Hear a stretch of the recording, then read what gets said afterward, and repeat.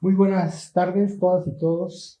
En nombre de la UNAM, de la Coordinación de Humanidades y del Programa Universitario de Estudios sobre la Ciudad, les damos la más cordial bienvenida a quienes nos acompañan en línea y en forma presencial aquí en el PUEC. El día de hoy tenemos una actividad muy importante, una conferencia magistral que será impartida por la doctora Marta Iliana Espejel Carvajal. Muchas gracias, Iliana, por aceptar estar con nosotros. Quien nos ha titulado su conferencia como la enseñanza del sentipensar y quehacer transdisciplinario. Como ustedes bien saben, el tema de la fragmentación disciplinar ya constituye un problema serio. Siempre fue problema, pero según veremos en su conferencia, ya es un problema que es necesario abordar de una manera más sistemática por la fragmentación disciplinar que no nos permite dar una interpretación primero y luego unas propuestas de solución en consecuencia. Pero también porque los problemas de la ciudad todos implican una complejidad tal que hace necesaria la intervención de distintos especialistas de distintas disciplinas y no estamos afirmando como tal que probablemente la planeación, vamos a decir, la poca incidencia en aquellos campos en donde la planeación no incide lo suficientemente fuerte como para resolver los problemas, tal vez se podría disminuir un poco si hubiera más este diálogo interdisciplinar en lo que la doctora Espejel es especialista. Ella es doctora en Ecología Vegetal por la Universidad de Uppsala, Suecia, egresada del programa Leadership for Environment and Development, mejor conocido como LEAD, por el Colegio de México. Es maestra por el Instituto Nacional de Investigaciones sobre Recursos Bióticos, en donde fue fundadora y directora del proyecto Etnoflora Yucatense, y también cursó una especialidad en estudios avanzados, perdón, es que la luz no es muy buena, estudios avanzados sobre medio ambiente y desarrollo por el Colegio de México. Asimismo, su primera formación disciplinar es en biología por la UNAM. Actualmente es docente investigadora en la Facultad de Ciencias de la Universidad Autónoma de Baja California y forma parte del Sistema Nacional de Investigadores SNI con nivel 3 en reconocimiento a su prestigiosa carrera académica. En su labor profesional, la doctora Espejel se dedica a la preparación integral de recursos humanos para la búsqueda de un desarrollo social y económico alternativo, así como a la evaluación de políticas públicas ambientales y coproducción de proyectos inter y transdisciplinarios a escala ecológica local, regional y nacional. Sus principales temas de investigación son gestión ambiental, planificación ambiental, manejo de ecosistemas costeros, manejo sistémico de ambientes rurales y urbanos, atrás de lo cual hay una interesantísima discusión que ya hemos empezado en los días anteriores, así como el manejo integral de recursos naturales y culturales asociados al uso y conservación de la naturaleza, entre muchos otros. Con su permiso, doctor Valens, por mejor. A lo largo de su trayectoria ha publicado más de 80 publicaciones científicas, ha sido responsable de más de 30 proyectos ambientales de investigación transdisciplinaria. Es cofundadora de 3 posgrados y una licenciatura. Eso no tiene que ver con los lentes, tiene que ver con la lengua, pero con 3 posgrados y una licenciatura en temas ambientales en la Universidad Autónoma de Baja California. En 2017 obtuvo el Mérito Ecológico Nacional en la categoría individual de investigación, entre muchos otros destacables logros académicos a lo largo de sus más de 35 años de trayectoria profesional. Sin más trámite, le cedo la palabra a la doctora Iliana para que nos comparta sus reflexiones sobre este tema. Adelante, Iliana. Ok, muchísimas gracias por la invitación. Toda esta semana he estado sentipensando al trabajar con personas de otras disciplinas y el regreso a la ciudad donde nací, pues es muy interesante la invitación, además emocional. Bueno, nombré esta última ponencia la enseñanza de sentir, pensar y quehacer transdisciplinario, porque justamente es el sentir, la incorporación de las emociones lo que hace la gran diferencia con la transdisciplina. Todo está basado a partir de los diferentes conceptos que hemos desarrollado en el PRONACES de Sistemas Socioecológicos y Sustentabilidad, la que sigue, donde una serie de compañeros han estado colaborando y hemos teorizado un poco sobre todo lo que es esto de hacer e invitar a los investigadores nacionales a hacer investigación diferente, la que sigue. Hay muchas definiciones del sentipensar. Una de las surge básicamente, originalmente surge en Barcelona para una cuestión de educación del doctor Torres. Él es el que empieza a darse cuenta que no hay que educar a la gente solamente proporcionándole conocimientos, sino que los conocimientos entran si van acompañados de alguna emoción. Él ha escrito mucho sobre el tema, pero a mí me gusta mucho este trabajo a partir de Ramos, que dice, pongo aquí porque sirve más para lo que es la planeación del uso del suelo, ¿no? Y es el sentipensamiento como concepto clave para pensar las relaciones entre comunidades, sus territorios, así como formas alternativas de pensar el desarrollo y la sustentabilidad desde y con la tierra. El sentipensamiento permite unir el pensamiento, es decir, la lógica, con el sentimiento, las emociones y los afectos para reformular el vínculo entre lo humano y lo no humano de forma más horizontal y relacional. O sea, esto a mí me parece fundamental porque en general a los científicos no nos enseñan a usar las emociones como un instrumento para la educación y para la investigación. Entonces, el haber descubierto que lo que yo había hecho pues toda mi vida de docente era sentipensar, me gustó mucho porque no sabía que existía como tal, como concepto, ¿no? Es relativamente nuevo y me parece que es fundamental. Y más después de la pandemia, que todos estamos como dañados mentalmente, más que mucho conocimiento y lógica, necesitamos afecto. Y es difícil que entre en la ciencia. Por ejemplo, una vez escribimos un libro de divulgación que era sobre el manejo integrado de la zona costera y le pusimos manejo integrado de la zona costera integrado con amor. Y nos lo corregían y nos ponían con cariño. Y nosotros, no, es amor, es amor al mar, amor a la costa, ¿no? Pero bueno, nos llevó un trabajo que los científicos aceptaron. Que un libro de ciencia saliera con la palabra amor. La que sigue. Bueno, nada más para repasar algunas cosas y sabiendo que no hay mucha claridad entre estos conceptos, la mayor parte de la gente piensa que trabajar en equipos de multidisciplina es lo mismo, pero hay una diferencia y es importante. La multidisciplina es cuando un grupo de investigadores estudian juntos, pero no revueltos un mismo objeto. El producto, la mirada de cada profesionista, cada investigador, no transforma el objeto de estudio, sino sigue siendo lo mismo y habla de lo suyo, ¿no? Estos son los típicos libros que encontramos del capítulo del clima, el capítulo de la sociedad, el capítulo de la economía. La que sigue. La interdisciplina, que es la otra forma de trabajar, aquí se forma un equipo, ¿no? Es investigadores que estudian juntos y revueltos un mismo objeto.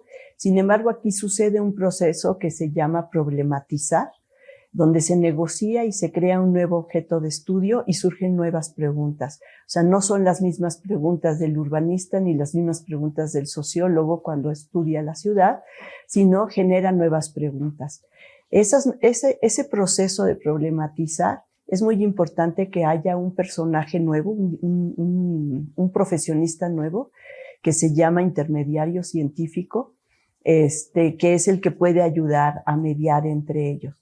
Y el producto es bueno para los trabajos interdisciplinarios en términos de productividad, porque se puede generar lo que la mirada del urbanista y va a salir saliendo como él lo ve o ella lo ve, pero también pueden salir soluciones imprevisibles, nuevos proyectos, porque la ciudad deja de ser ese concepto de ciudad único, ¿no? Sino pasa a ser un sistema de abasto, un sistema de infraestructura verde, un depósito de basura o desecho de basura, un nodo cultural, ¿no? La que sigue. Y en realidad la que más nos importa, aunque también se da en interdisciplina, es la transdisciplina, porque lo que se forma es una comunidad de aprendizaje, es decir, investigadores y otros saberes se estudian juntos y revueltos un mismo objeto de estudio. Lo problematizan, negocian y crean nuevos objetos de estudio y nuevas preguntas. Es lo mismo que en la interdisciplina, pero aquí entran las prácticas sociales, ¿no? Entra el basurero, entra la señora que vende en el mercado, el que corre en el parque, el artista. Y es muy importante que cuando se problematiza eso con la gente que no es académica, digamos, el idioma que nos une a todos los seres humanos es el arte.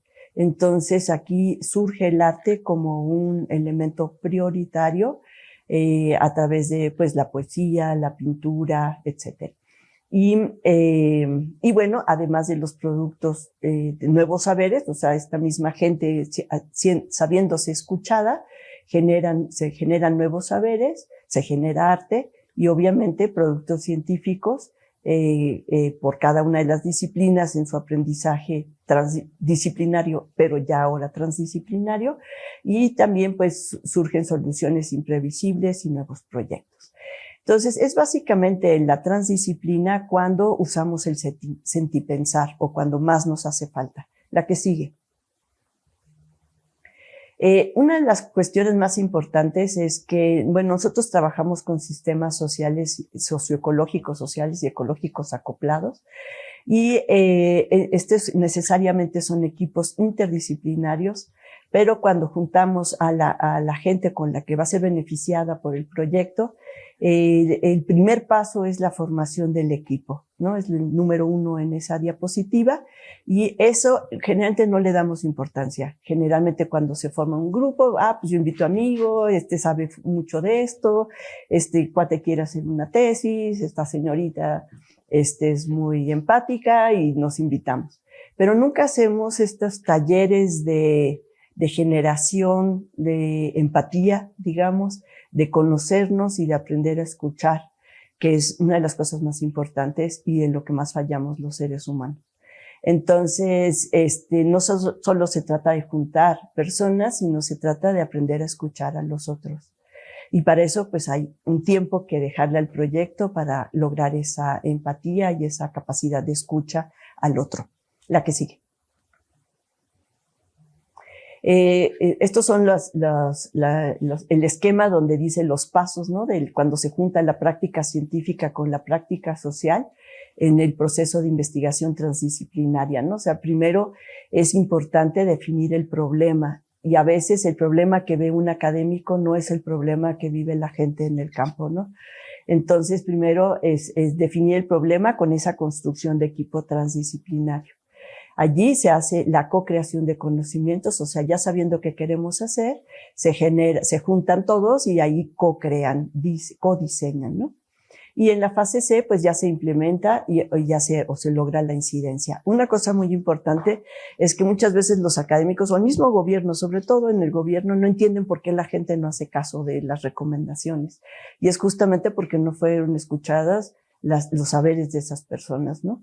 Hay casos súper interesantes, ¿no? Por ejemplo, en Argentina una vez estaba todo un problema con la brucelosis, y entonces todo el gobierno estaba desesperado porque los que crían cabras no limpiaban y no llevaban los protocolos, ¿no? De salud. y desesperados porque no lo hacían, entonces fueron con investigadores a ver si los investigadores entendían qué era lo que estaba pasando. Fueron veterinarios, fueron médicos y no los lograban cambiar a estos pastores. Hasta que llegaron unos antropólogos y empezaron a hablar con los pastores y entendieron que había llegado un nuevo negocio y era la vitivinicultura orgánica, pedía estiércol. Entonces, de repente valía más el estiércol que la carne del borrego o del chivo. Y por eso no era necesario que estuvieran limpios o sanos, porque lo que tenía más valor era justo el estiércol, ¿no? Al que no le importa mucho estar limpios. Entonces, hasta que se habló con los pastores, hasta que se involucraron con ellos, entendieron que la razón de la desobediencia, ¿sí? La que sigue. O sea, no era ignorancia, pues, como generalmente se acusa. La que sigue. Entonces, el lema de nosotros cuando hacemos transdisciplina es aprender a escuchar, especialmente a escuchar sin juicios.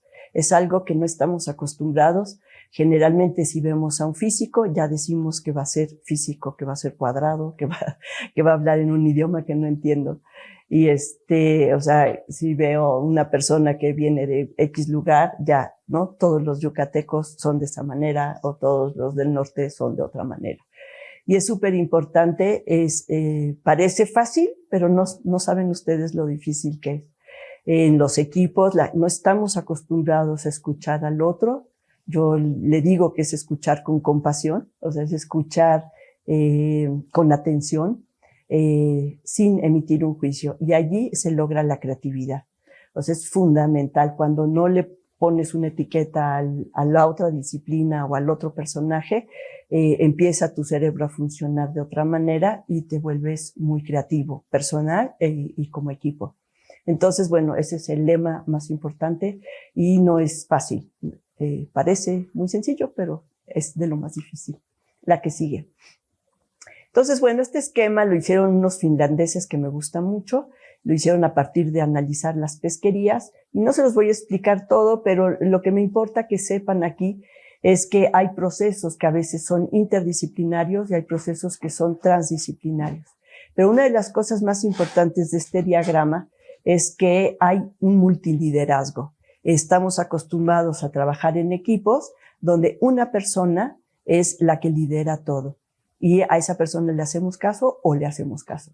Y en este tipo de trabajos se reconoce no solo la capacidad del conocimiento de la persona, sino también sus habilidades, ¿no? Entonces tenemos en este caso 8 líderes a lo largo de un proyecto, ¿no? O sea, el que empieza el proyecto, que tiene ciertas características, el que lo facilita, las personas que lo producen, los que dirigen y ponen orden, los que tienen la capacidad de transmitirlo y difundirlo y que tienen que ser flexibles para aceptar las opiniones y las críticas a los productos, y después los que ya hacen el producto y que están coordinados y que ponen la calma en la entrega final, ¿no? De allí, de ese tipo de trabajo, pueden surgir otras preguntas y pues por eso puse un símbolo de infinito que los autores no ponen, yo se lo agregué, porque surgen otras preguntas y pues puede seguir el proyecto eternamente, la que sigue. Pero lo importante aquí es reconocer las diferentes características de las personas que forman el equipo. Y bueno, en este esquema, me quiero quedar en la parte de entender, ¿sí? Generalmente llegamos con nuestro entendimiento como disciplina, con nuestra mirada, y creemos que el resolver un problema se va a hacer desde no solo nuestra disciplina, sino también desde nuestras experiencias y personalidad y características. Pero bueno, la primera parte de entender qué es lo que pasa es fundamental, ¿no? Es como el caso que les decía yo de los pastores y el estiércol. O sea, cuando entendieron cuál era el problema, pues dejó de ser problema, ¿no? Pues ya, desapareció el problema, ¿no? Solo por entenderlo. Entonces, la que sigue. Entonces, para entender, es una cosa muy importante el que pocas veces se ha trabajado, pocas veces lo consideramos, y es el abrirte a los otros, ¿no? En la investigación El diálogo de saberes entre personas de diferentes géneros, generaciones y culturas requiere un entrenamiento justamente para escucharlos, ¿no? O sea, generalmente en los pueblos va uno y pues están las mujeres por un lado, los hombres por otro lado. Si les preguntas a los hombres dónde están las mujeres, te dicen, pues sí, las incorporamos, ellas cocinan, ellas son secretarias y ya tenemos alguna jovencita que se sube al caballo, ¿no? Pero no están en la reunión, ¿no? No están. Y a los jóvenes, generalmente a los jóvenes no les hacemos caso. Hay expertos en jóvenes, pero los trabajan como los jóvenes, aparte del resto, ¿no? Entonces, hablar con los jóvenes se requiere ser joven, por lo tanto, muchos de nosotros no podemos estar en el grupo como líder de los jóvenes, pero sí podemos aprender a escucharlos sin juicio. Eso es muy importante. Decir, es millennial y ya no hablo con un millennial, porque los millennials son así, ya está fregado el equipo, ¿no? Y bueno, no se diga con otras culturas, no solo por el idioma, sino por las diferencias, entonces, ya de cosas mucho más profundas, ¿no? El diálogo de saberes rompe entonces estereotipos de género, de edad y de etnia, ¿no? En este trabajo de escuchar sin juicios, te ayuda a romper esos estereotipos. Por otro lado, el diálogo el trabajo transdisciplinario promueve la participación activa de mujeres y personas LGBT+, niños, niñas, jóvenes, adultos mayores y miembros de los pueblos indígenas en las diferentes etapas del proyecto, porque no todo mundo le interesa estar en todo el proyecto, ¿no? Pero al incorporarlos, tenemos esta comunidad bien representada. Se conoce a través de diagnósticos participativos y la situación ecológica y social como cuestiones de violencia, desigualdades, exclusiones, que muchas veces son invisibles. Hay todo un trabajo sobre la valoración de lo invisible, ¿no? Hay un montón de gente que nunca ha sido escuchada y la verdad ahí es donde el sentipensar actúa mucho, porque cuando hablas con estas personas que jamás han sido escuchadas o que a pesar de que han hablado mucho no se les escucha sin juicios o con empatía, la verdad, las emociones que surgen te hacen tomar otras decisiones, cambian tus pensamientos y eso es muy importante. Este trabajo transdisciplinario visibiliza, reconoce y apoya proyectos socioecológicos de y para mujeres intergeneracionales e interculturales. Hacemos mucho énfasis en esto porque en realidad de veras estas personas han sido las menos escuchadas. Se trabaja con consentimiento previo, libre e informado, ¿no? Porque muchas veces las reuniones que se hacen, por ejemplo, para ordenamientos ecológicos, otros, no, como que no se les dice para qué no se sabe exactamente el producto a qué nos va a llevar. Y es muy importante saber que México yo creo que es un país donde no hemos sido educados para una democracia participativa. Les he contado, ¿no? Que hemos estado en casos donde la gente nos dice, es que nunca me invitan, nunca me escuchan. Y les dices, pues aquí estás, ¿no? Ahorita te estoy invitando y te estoy escuchando. Pero es como algo que tenemos de sabernos que no somos escuchados. Y que no sabemos también, o sea, la desconfianza de que no sabemos qué se va a hacer con nuestra información, ¿no? Generalmente los políticos la toman y pueden tirarla a la basura o usarla y robársela y usarla para otros fines que los que eran originales, ¿no? Se construye un protocolo con comunitarios y enfoques bioculturales. La transdisciplina construye estos protocolos y busca incidir promoviendo acciones hacia una mayor justicia entre géneros, edades y culturas, ¿no? Entonces yo creo que ahí tenemos mucho que trabajar. La que sigue. Y pues se recomienda entonces que todos los proyectos sean codiseñados, o sea que la gente con la que va a ser beneficiada o afectada esté en la misma mesa, codiseñando las diferentes etapas del proyecto.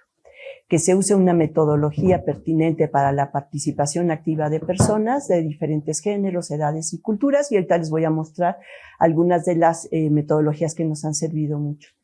Y considerar el trabajo con grupos solo de mujeres, con ellos métodos apropiados para niños y adultos mayores, como dibujo, video, oralidad, y el uso de lenguas locales en comunidades indígenas. Afortunadamente, muchos de los grupos indígenas ya son bilingües o personas de las comunidades ya son profesionistas y pueden acompañarnos, ¿no? Es importante el de hablar en grupos separados de mujeres, porque en general las mujeres no hablan si hay hombres, o hay muchos hombres que no hablan si hay un poderoso en el equipo, ¿no? Entonces vale la pena estar muy conscientes de lo que sucede en las comunidades o en los grupos para separar y generar la libertad de expresión. Entonces, bueno, pues nosotros lo que pensamos es que la sustentabilidad se construye a la par de la justicia social. En este caso también es la justicia ambiental. La que sigue. Bueno, les quiero hablar nada más de un caso de los que me ha tocado el corazón. Y es una alumna, era fanática de las aves, Blanca Roldán, y ha escrito todo lo que ustedes se pueden imaginar sobre las aves de ornato y canoras. Tiene alrededor de 11 publicaciones y se ha dicho todo lo que hay que saber sobre ellos. Las aves canoras son un patrimonio biocultural vivo y la gente las ama y las quiere enjauladas. Cuando Blanca entró al doctorado con nosotros, lo que quería era, la primera diapositiva de su anteproyecto era una jaula abierta y el pajarito volando. En el transcurso del trabajo se dio cuenta del conocimiento profundo de muchos de estos pajareros y pajareras y el amor profundo a su conocimiento biocultural y a estos pajaritos. Además es biocultural también porque, bueno, los van y los bendicen aquí en la villa. Y las señoras,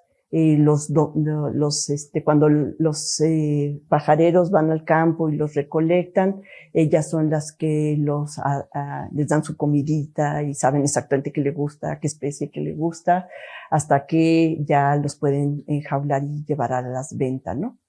En esta actividad hay un montón, la que sigue, hay un montón de actores que si nosotros lo estudiamos como un sistema complejo socioecológico, o sea, tenemos en el centro a los pájaros al uso de los pájaros, con una serie de actividades, de lugares y de tomadores de decisiones.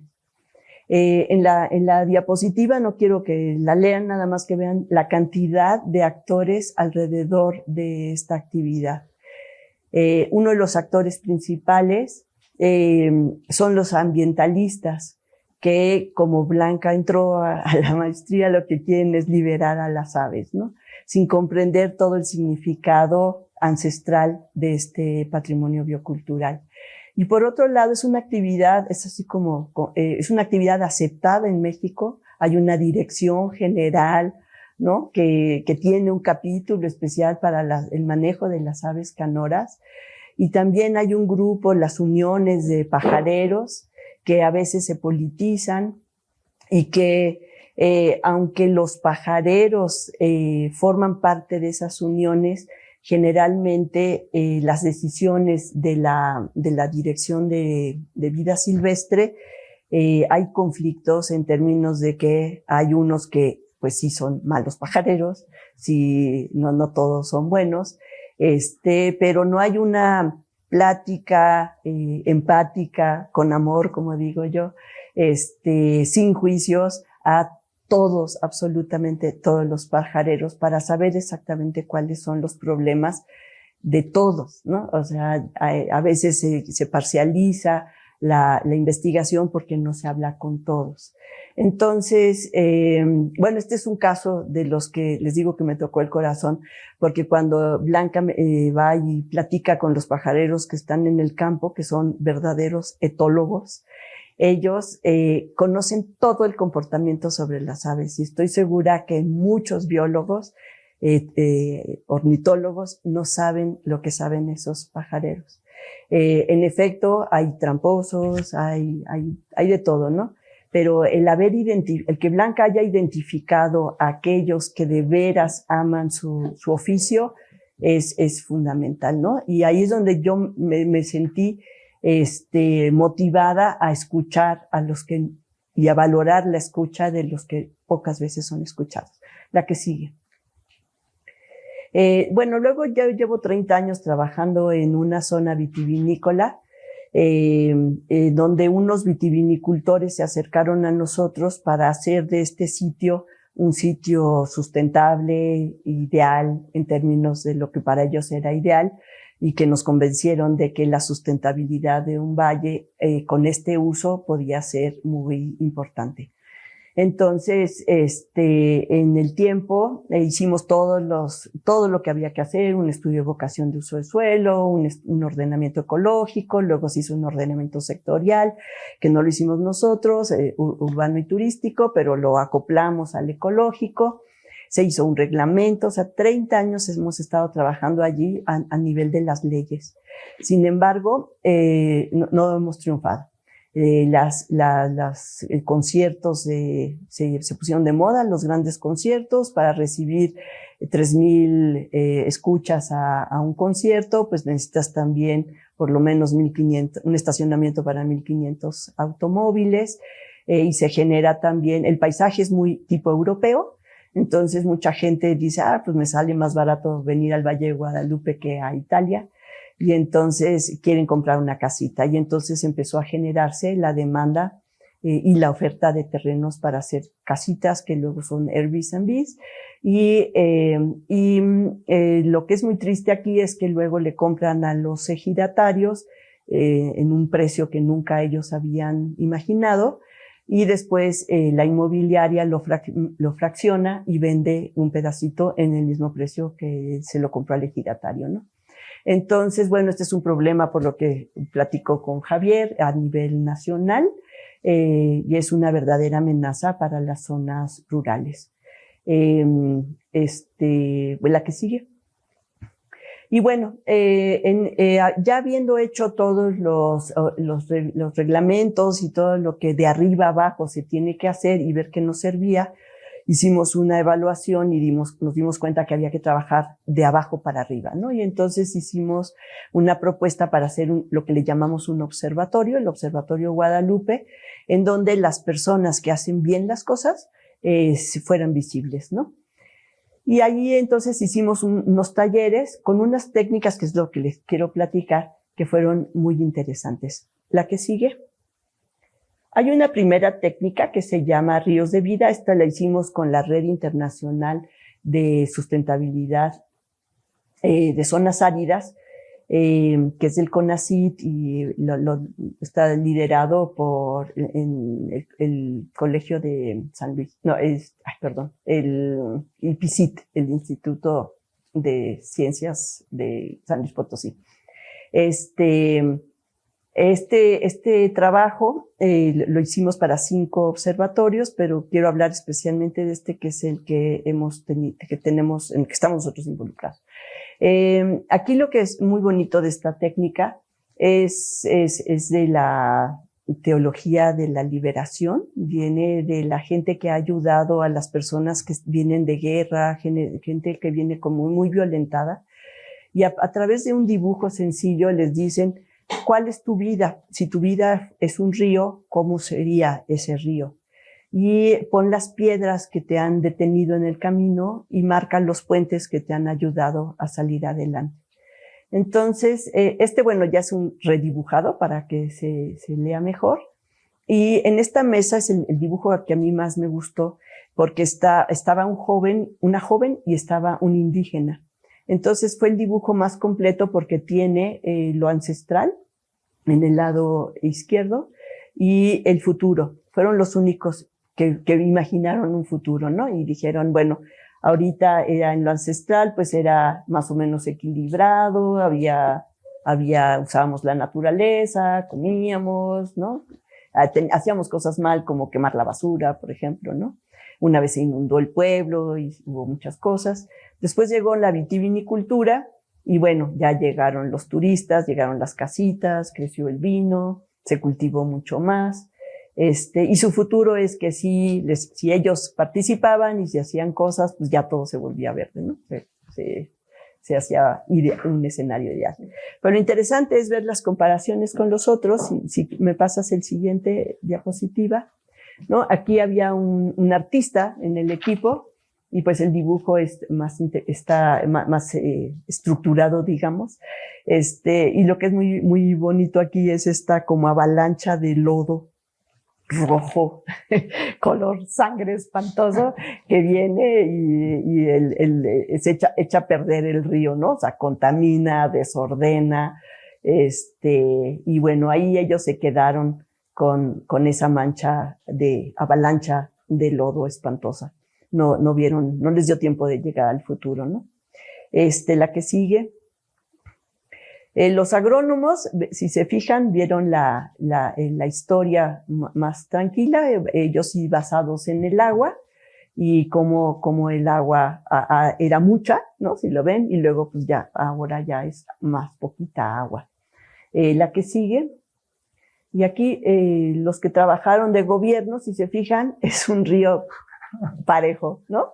O sea, todo fue cuadradito, el río no ha cambiado, de repente ahí tiene una cosita, ¿no? Pero, o sea, interpretar los dibujos es muy bonito porque refleja además, o sea, la metodología original está hecha para personas en crisis, pero al hacerlo colectivamente genera además de una dinámica muy agradable en el trabajo, pues sí te da formas para interpretar y hacer. La que sigue, y bueno, ya luego entramos los científicos que cuadriculamos todo, y ya hicimos una línea de tiempo, como nos gusta a nosotros, con fechas, tomado de lo que ellos decían, corroboradas las fechas, ya con un historiador que nos ayudó ahí a acomodar los años, el tema del agua, que era muy importante, y las precipitaciones y las sequías a las que ellos se referían, ya con datos duros, ¿no? Entonces, bueno, este ejercicio me gusta mucho porque el haber vivido la historia del lugar a través de ellos, también a ellos les dio como muchas percepciones, ¿no? O sea, les dio como escuchar al otro, porque hicimos un tallercito de tienes que escuchar al otro sin juicios, y se hizo una colaboración muy padre. El siguiente ejercicio que hicimos, la que sigue, era de calidad y cantidad de agua, y entonces lo que pudimos encontrar, si me pasas la siguiente, aquí tenía que poner los elementos, ¿no? O sea, juntamos todas. Y bueno, lo que te da esto, además de que no puedes entender nada porque es mucho, en general, bueno, no en general, sino lo que encontramos es que el equipo que estaba allí, las 60 personas que participaron, tienen perfectamente claro los problemas del agua en términos de cantidad y calidad. Y después, si me das la que sigue, pudimos hacer un trabajo de síntesis, ¿no? En lo que coincidían todos, y lo que era como un problema lo convertimos en una meta de trabajo, ¿no? Entonces había que, por ejemplo, el tema de erosión, había que trabajar con el tema de erosión.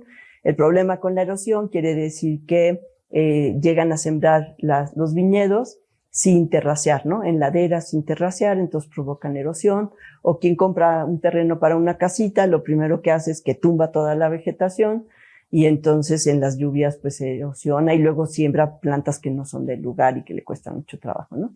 Entonces, bueno, el tema erosión pasó a ser una meta de trabajo, ¿no? El ciclo del agua, mucha gente no sabía de dónde venía el agua, entonces pues ya hicimos infográficos para enseñar que el agua venía de las sierras, salía al mar, etcétera, ¿no? Y sobre la cobertura vegetal, pues ¿por qué había que conservar la cobertura vegetal con esas plantas nativas? La que sigue. Y bueno, con eso ya ellos marcaron sus metas, las acciones que ellos iban a hacer sin el gobierno, ¿sí? Y los indicadores, cómo iban a medir ellos que estaban cumpliendo con sus compromisos, ¿no? Le llamamos compromisos. Y la que sigue. Y ellos, o sea, ya en otra tesis de doctorado de Lina Carreño, ideamos un sistema diferente de gobernanza, ¿no? No el típico sistema de organigrama, sino ya un esquema de estos que usan las empresas modernas, en donde hay multiliderazgo, hay y diferenciación en los tiempos de las acciones, ¿no? Por ejemplo, salió en los trabajos que ellos, en los compromisos, le llamo yo, de cada uno de los participantes, había que trabajar en lo de interfaz ciencia política, generando materiales para comunicación del conocimiento, y ahí es donde el observatorio se crea, ¿no? Se generan un montón de documentos, los artículos científicos más importantes los tradujimos a infográficos, y bueno, es un sistema de comunicación con los tomadores de decisiones, ¿no? Un programa de enseñanza-aprendizaje, haciendo juntos cosas. Por ejemplo, una de las participantes se comprometió a llevar niños a entender lo que era un baño seco y la importancia del baño seco para la fertilización de las vides, ¿no? Activismo, había cosas que ya no había que saber más, sino que había que ponerse a hacer, ¿no? Ya no había de otra. Y temas de investigación que todavía hay cosas que no se saben o que hay que actualizar, como, por ejemplo, la cantidad de agua que hay en el acuífero, la cantidad de agua que requiere cada cultivo para hacer agricultura de precisión, etcétera, ¿no? Entonces, bueno, la que sigue, ya creo que es todo. Pues lo que en estos ejercicios que les cuento, requerimos, mi conclusión es que requerimos, nuestra conclusión, porque es de todo el PRONACES, un cambio en el paradigma de la investigación, sobre todo ante esta crisis socioecológica que cada vez es más evidente. Y pues una de las cosas más importantes es que empecemos por el sentir pensar colectivo, porque mucha de la gente que nunca ha sido escuchada sabe mucho, es la que vive el problema, y ellos no necesitan órdenes, no necesitan leyes, sino necesitan que se les apoye a las soluciones que ellos ya pensaron, ¿no? Pues eso es todo. Muchas gracias. Muchas gracias.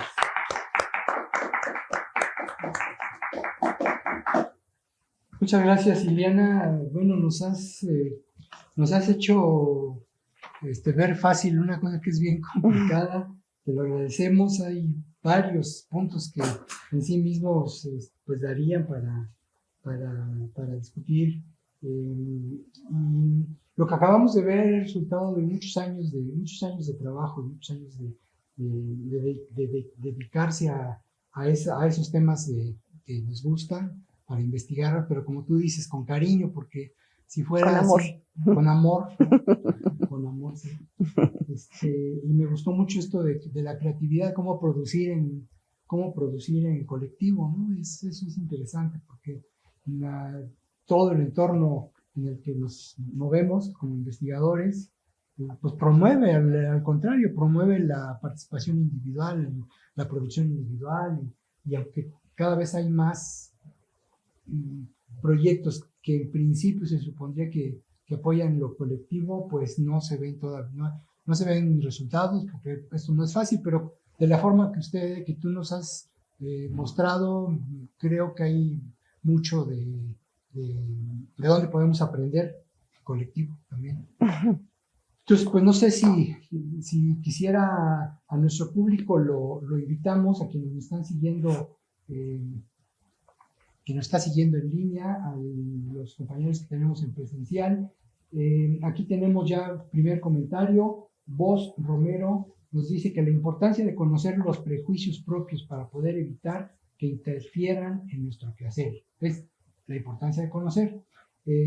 A la doctora Aide García Bravo, un saludo, Aide. Ya también Aide estamos en contacto con ella para que se incorpore a estos grupos ¿cómo le llamamos? Grupos colaborativos. Colaborativos. Y en vez de, ese es ya, empezar por los nombres es importante, aunque el nombre no es en sí mismo lo más importante. Pero nos dice Aide, te agradece, Ileana, tu conferencia, en la que encuentro que estamos muy en coincidencia respecto a lo que trabajamos en talleres del Diplomado de Interdisciplina en el CEICH. El CEICH es el Centro de Estudios Interdisciplinarios e Investigación en Ciencias y Humanidades de la UNAM. Muchas gracias, Aide, muchas gracias, vos, Romero. No sé si quisieras una primera reacción, lo que vemos si llegan a más preguntas. Bueno, pues muchas gracias por sus preguntas, por haberme escuchado. Bosch Romero es un egresado de la maestría, tiene un proyecto de ciclismo y bueno, lo identifico con Alan y con los otros alumnos que hemos tenido, el caso que les platiqué la otra vez de la que se dedica al surf, que hizo lo de la reserva del surf. Estos deportistas que tienen tanto contacto con la naturaleza o que trabajan en lo que se llama lo estratégico, o sea, que tienen que tomar decisiones cuando se te presentan sin haberlas planeado. Estos deportistas son muy buenos, ¿no? Y sí, en efecto, Roberto tiene razón de que tenemos muchos prejuicios, ¿no? Y eso es justamente de lo que más hemos trabajado nosotros, ¿no? Esto que repito yo mucho, de escuchar sin juicios. O sea, no dice, ya vino el sociólogo y se va a echar su rollo, ¿no? O sea, ahí ya estuvo, ¿no? O el arquitecto va a empezar a dibujar, ¿no? Pues sí, o sea, que dibuje, pero yo no le pongo un juicio, ¿no? Simplemente lo escucho y veo su punto de vista, y en el trabajo transdisciplinario hay que como que ir y venir, ¿no? O sea, estamos juntos, llega una nueva idea y antes de matar a la idea, porque generalmente cuando llega una nueva idea, la reacción es decir que no, ¿no? Entonces, pues es escucharla, irnos solos otra vez a repensar lo que dijo esa persona y regresas otra vez y la vuelves a escuchar, ¿no? Esto lo hemos trabajado mucho en un grupo que se hizo para Ensenada Creativa. Ensenada una tesis de maestría, Damián Valles. Él propuso proponer a Ensenada como una ciudad creativa de la UNESCO. Y sí, a partir de su tesis nos dieron la nominación en el tema de gastronomía, y después hemos trabajado mucho con Julia Gao, se llama, que es la que ha generado mucho de las técnicas para la creatividad, y con este grupo de Ensenada Creativa, ¿no? Entonces, ahí aprendimos mucho a escuchar al otro, y sí nos damos cuenta que tenemos muchos prejuicios, ni sabemos que los tenemos hasta que los vemos, ¿no? Y pues sí, una de las integrantes del grupo dijo que se sentía muy bien en ese grupo porque podía decir cualquier cosa y nadie lo podía decir sin pena, ¿no? No iba a pasar nada.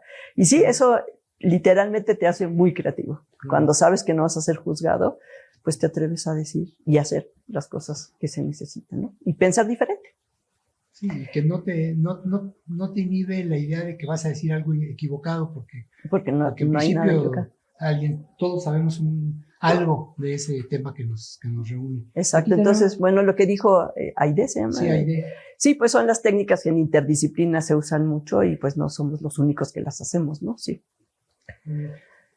Pues precisamente aquí una pregunta de Aide, es respecto a cuáles serían las características o aptitudes que consideras que son importantes para la persona mediadora en la interdisciplina. Bueno, primero que tenga un entrenamiento en esto del escuchar sin juicio, ¿no? Que sea una persona empática, natural.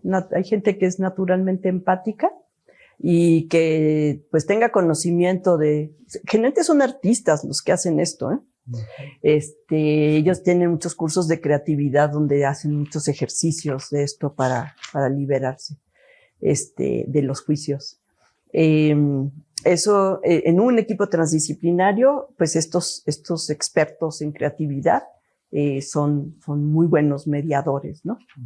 Y, bueno, ya el que le llaman knowledge broker o intermediario científico, pues ya puede ser alguien que haya estudiado una maestría interdisciplinaria, que haya hecho trabajos transdisciplinarios y pues ya va a conocer, ¿no? Cómo es esto. Pero pues sí, básicamente es una persona con un carácter empático, le llamaría yo, ¿no? ¿Dónde se estudia esto para ser empático? Pues yo creo que naces, ¿no? No, pero dices que tiene que ser, bueno, tiene que tener. O sea, bueno, no sé dónde estudian, son talleres de creatividad que dan, supongo en las escuelas de arte, supongo que debe haber eso. Y yo, con mis alumnos, pues todos los alumnos que han pasado por nosotros, yo creo que es mucho de personalidad. O sea, hay personas que nacieron para esto. Si se entrenaron, pues mejor, ¿no? Pero yo veo en mis alumnos, hay alumnos que naturalmente son los que traducen. Así como hay alumnos que naturalmente te separan, ¿no? Pero bueno. Oye, yo tengo una curiosidad antes de hacer una pregunta. ¿En qué terminó la tesis de los pajaritos? Pues en 11 publicaciones, pero casi... ¿Qué proponía para los pajaritos? ¿Dejarlos en la jaula o qué hacer? No, sí, dejarlos en la jaula, apoyar a los... Lo que no ha logrado, aunque ahora creo que en unos días tiene una reunión con el Senado, es cambiar la actitud de los ornitólogos mexicanos, que están súper en contra porque creen que todos los pajareros son como los malos pajareros, ¿no? Entonces, ya ahora los pajareros la invitaron al Senado para hablar a ver si se pueden cambiar algunas de estas, actitudes, porque muchas son actitudes. Y bueno, lo vemos, por ejemplo, la mayor parte de los artículos no están publicados en México. Nos han rechazado esos artículos. Casi todo está publicado en inglés, en revistas internacionales.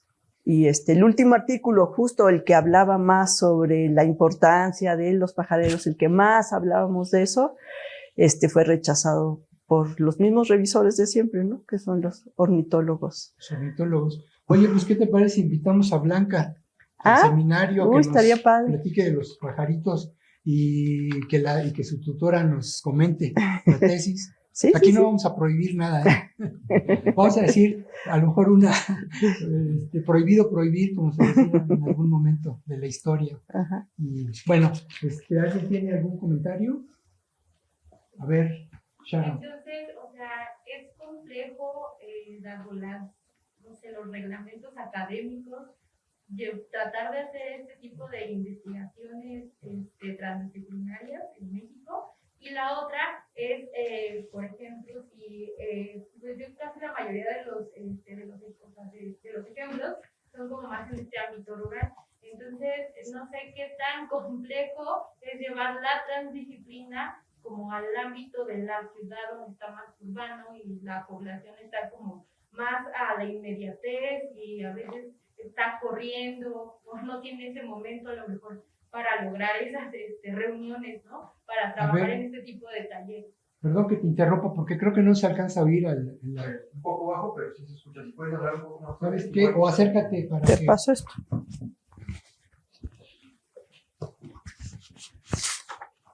Y si tratas de concretar la pregunta, porque luego en la red se pierde. Ajá, sí, por ejemplo, o sea, la primera pregunta es, ¿qué tan complejo es en la Academia Mexicana poder llevar este tipo de investigaciones, ¿no? Para que sean aceptadas desde la transdisciplina?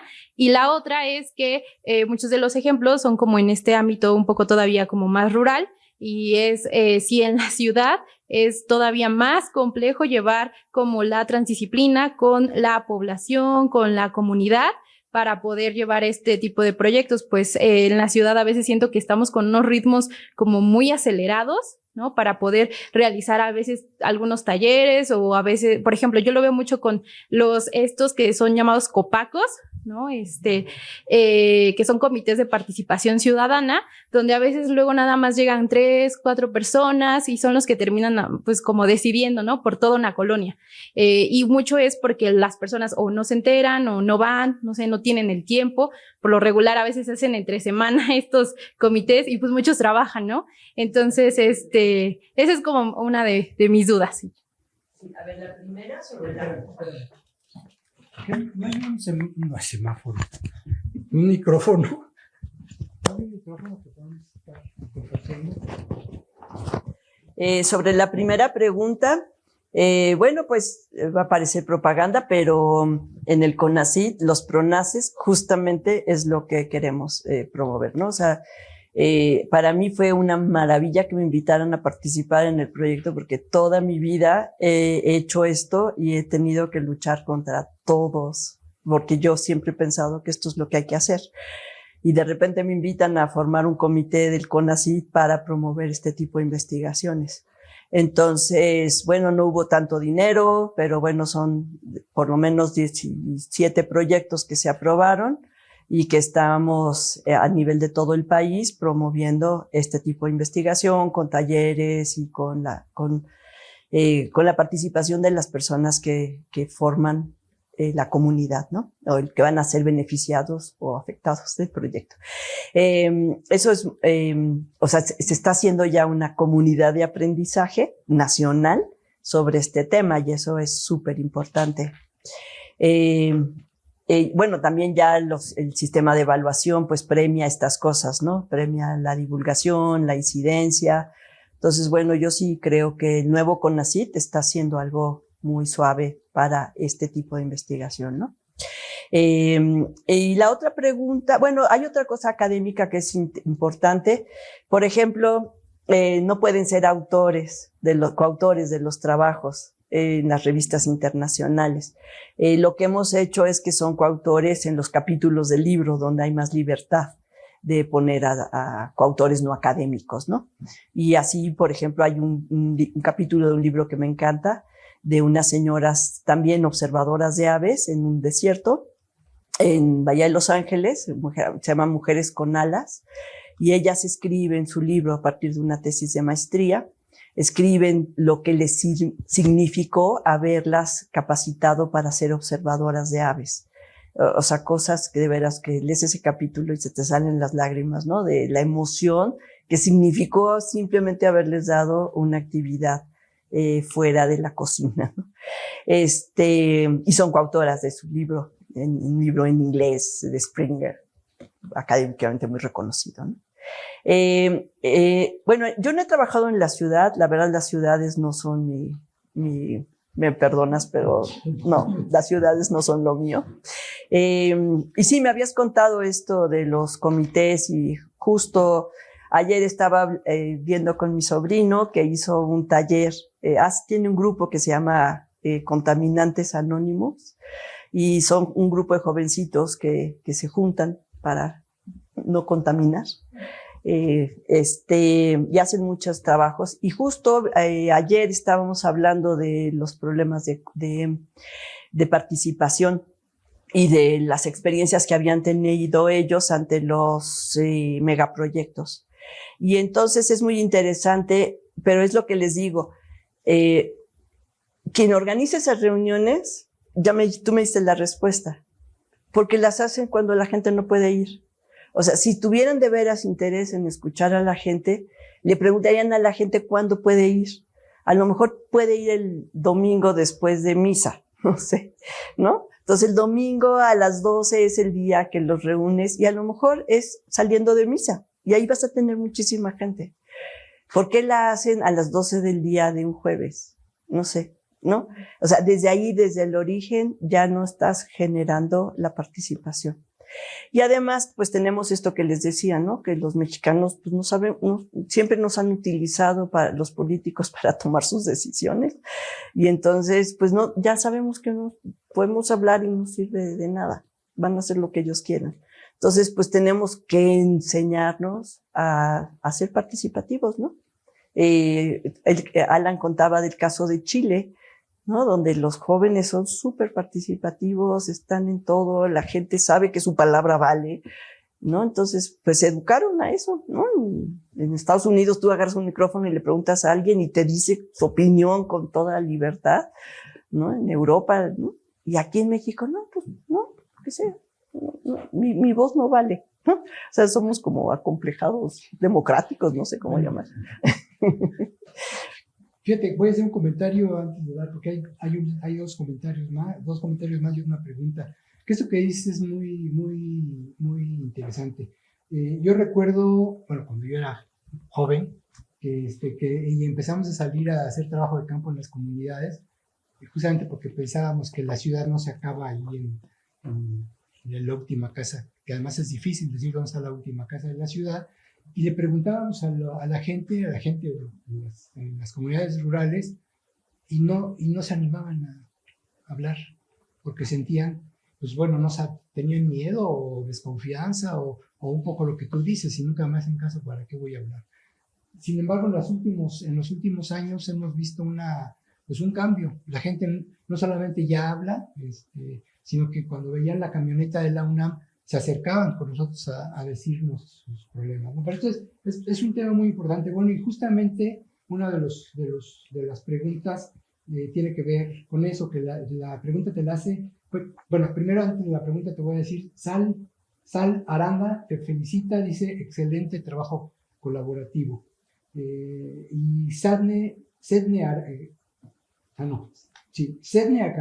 Gabriel comenta, muchas gracias por la presentación, doctora Ileana. ¿Cómo ha podido mantener este trabajo colaborativo con los miembros de las comunidades? ¿Cómo lograr que no se rompan esos lazos? Pues no yéndote. O sea, la mayor parte, o sea, en ese Valle de Guadalupe, pues llevo 32 años trabajando, ¿no? En otros lugares donde me han invitado, pues siempre voy, ¿no? En Todos Santos, defendiendo las dunas costeras de Todos Santos. Pues cada que me llaman voy, y aunque no me llamen voy, ¿no? O sea, a los alumnos les pido que no solo entreguen su tesis y se vayan, sino que sigan sabiendo de los lugares donde trabajaron. Pues sí, es no irte. La investigación no se acaba cuando terminas la tesis o cuando termina tu trabajo, ¿no? Hay que darle continuidad. O sea, es como te tienen respeto, como saben que no fuiste a utilizarlos, ¿no? Porque hay mucha esto, ¿no? Siempre me preguntan y nunca sé para qué sirvió lo que me preguntaron, ¿no? Entonces siempre es no solo regresar con la tesis, porque pues hay que regresar con la tesis traducida, ¿no? Bueno, o sea, con un infográfico, devolverles a las comunidades algo de lo que nosotros hicimos para... Sí, y si la decisión no se pudo tomar, explicar por qué no se pudo tomar, ¿no? O sea, no es que yo llevé tu voz y la mía a tal oficina de gobierno y pues no funcionó. No funcionó. Pero se explica, ¿no? No nada más no pasó. Bueno, en ese caso, entonces, si los políticos, los tomadores, vamos a decir los tomadores de decisión, que están, además de los políticos, también hay otros tomadores de decisión que no están en las cámaras formales. Pues son justo muchas de estas personas. Uh-huh. Entonces, si los tomadores de decisión no nos hacen caso, o nos hacen muy poco caso, entonces, ¿cuál sería el camino para que sí nos hagan caso? Pues nosotros lo estamos viendo, por ejemplo, con el Observatorio Guadalupe. O sea, ellos están demostrando, están siendo parte de un proceso de mostrarse a sí mismos de lo que hacen bien, ¿no? No funciona perfectamente, pero ese es el fin, ¿no? No funciona porque luego no tenemos tiempo para mostrar lo que hacemos bien, ¿no? Entonces estamos viendo cómo puede haber un intermediario que les ayude a mostrar lo que hacen bien, ¿no? Entonces hay mucho en el campo, hay muchísimo, bueno, en el campo no creas que no tenemos más tiempo que en la ciudad. En el campo se trabaja muchísimo y no hay tiempo para recopilar lo que haces, ¿no? Entonces ahí yo sí creo que hay un nicho para profesionistas que ayuden a hacer ciencia, digamos, del trabajo cotidiano de las personas, ¿no? Entonces les platicaba de un ejemplo de una bitácora que siguió un ranchero, ¿no? Y a partir de esa bitácora pudimos ver cómo el rancho evolucionó hacia un rancho sustentable, ¿no? Gracias a la bitácora. En México no acostumbramos tener la bitácora, ¿no? Entonces, no hay tiempo de analizar la bitácora, pero sí hay personas desempleadas, ¿no? Hay muchos jóvenes desempleados que podrían ayudar a analizar bitácoras para mejorar los sistemas de producción, ¿no? Entonces, o de las comunidades, ¿no? Y generar su propio empleo. Se me ocurre a mí ahorita buscando empleo para ellos. Por cierto, ayer no hicimos bitácora. No hicimos bitácora. Ayer hicimos un recorrido en la zona periurbana de la Ciudad de México. Aquí hay otra pregunta, Liliana. Es también de Vos Romero. ¿Cuáles son los límites o retos que han encontrado en estas metodologías y aproximaciones respecto a la rapidez con que se dan los cambios hoy en día en el plano sociopolítico? Ay, Roberto. La realidad va más rápido que... Sí, pues sí. No, y la política, ¿no? O sea, las decisiones políticas son pues mucho más rápido que lo de uno. Pero bueno, para mí es perseverar, ¿no?